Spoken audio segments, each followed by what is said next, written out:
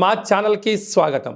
చూస్తున్న వీక్షకులకు ప్రేక్షకులకు ప్రియ కాలభైరవ భగవద్బంధులకి స్వాగతం పలుకుతూ మమ్మల్ని ఎంతగానో ఆదరిస్తూ ఉండబడినటువంటి ప్రియ సోదరి మనుషులకు అందరికీ, సనాతన ధర్మ సంరక్షకులకు అందరికీ కూడా నూతన తెలుగు ఉగాది పండగ శుభాకాంక్షలు. వృశ్చిక రాశి వారికి శ్రీ క్రోధినామ సంవత్సరంలో ఆదాయ వ్యయాలేంటి, ఈ సంవత్సరంలో గ్రహ గమనాలు ఎలా ఉన్నాయి, అదే కాకుండా అర్ధాష్టమ శని సంచార స్థితి, 30 సంవత్సరాల తర్వాత క్రోధినామ సంవత్సరంలో శని భగవానుడు తన సొంత ఇంట్లో ఉన్నప్పుడు ఎలాంటి విధి విధానాలు పాటించాలో ఈ వీడియోలో తెలుసుకుందాం. వృశ్చిక రాశిలో ఏ నక్షత్రాలు వస్తానగా, విశాఖ నక్షత్రంలోని చివరి పాదం 4వ పాదము, అనురాధ నక్షత్రంలోని 4 పాదాలు, జ్యేష్ఠ నక్షత్రంలో 4 పాదాలు కలిపితే వృశ్చిక రాశి. వృశ్చిక రాశి యొక్క అధిపతి కుజుడు. ఈ కుజుడు ఈ సంవత్సరం రాజు కూడా. అలాగనే సస్యాధిపతి నీరసాధిపతి కూడా కుజ భగవానుడు అవ్వడం వలన కష్టపడి పనిచేసేటువంటి వారికి చాలా మంచి కాలము అని చెప్పి గమనించాలి. ఒకసారి ఆదాయ వ్యయాన్ని మనం గమనించినట్లయితే ఆదాయం 8, వ్యయం 14. అంటే 8 రూపాయలు మీరు సంపాదిస్తే 14 రూపాయలు ఖర్చు పెట్టబోతున్నారు అంటే -6 రూపాయలు. కనుక ఖర్చులు అధికంగా ఉన్నాయి. ఖర్చులు నియంత్రణ అవసరం. దుబారా ఖర్చులు ఆపుకోగలగాలి. మత్తు మాంసాలకు దూరంగా ఉండగలగాలి. ధర్మబద్ధమైన ఆధ్యాత్మికబద్ధమైనటువంటి జీవన విధానాన్ని ఏర్పరచుకోగలిగితే మీకు మంచి కాలము అని చెప్పి జ్యోతిర్విజ్ఞానం తెలియజేస్తుంది. రాజ్యపూజ్యం 4, అవమానం 5. కనుక దయచేసి మీరు ఎవరికి పడితే వాళ్ళకి సలహాలు ఇవ్వద్దు. కొడుకు కదా, కూతురు కదా, కోడలు కదా, బంధువు కదా, మిత్రుడు కదా అని చెప్పి నా వాళ్ళని మీరు అనుకుంటున్నారు, కానీ వాళ్ళు అనుకోవట్లేదు అని చెప్పి మీరు గుర్తు పెట్టుకోగలగాలి. సలహాలు సూచనలు ఇవ్వడం మానుకోండి.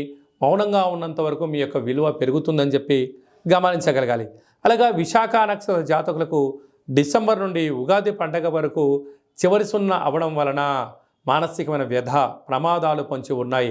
ఆరోగ్యం కుంగిపోయే పరిస్థితి ఉంటుంది. తస్మాత్ జాగ్రత్త. అలాగా జ్యేష్ఠ నక్షత్ర జాతకులకు మధ్యసున్న కారణం వలన, అనగా ఆగస్టు నుండి డిసెంబర్ వరకు మధ్యసున్న కారణం వలన మనోవేదన. ఏ పని చేయాలి, ఏ పని చేయకూడదు, చేస్తే ఏమవుతుంది, చేయకపోతే ఏమవుతుందని నిత్యము అంతర్మదనం జరిగే పరిస్థితి చాలా అధికంగా ఉండబోతుంది.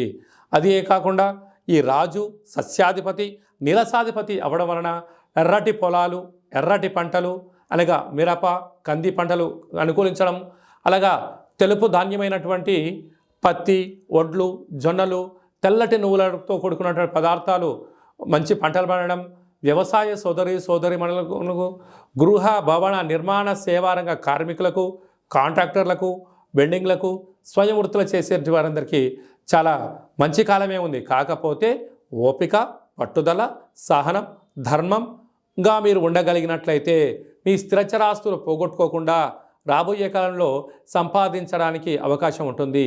ఈ ధర్మాన్ని తప్పినా, అధర్మానికి నాంది పలికినా, వ్యసనాలకు గురి అయినా, అనవసర ఖర్చులకు వెళ్ళినా, హంగులకు ఆర్భాటాలకు వెళ్ళినా ఏమవుతుంది, చివరికి అప్పుల పాలయ్యే పరిస్థితి ఉంటుంది.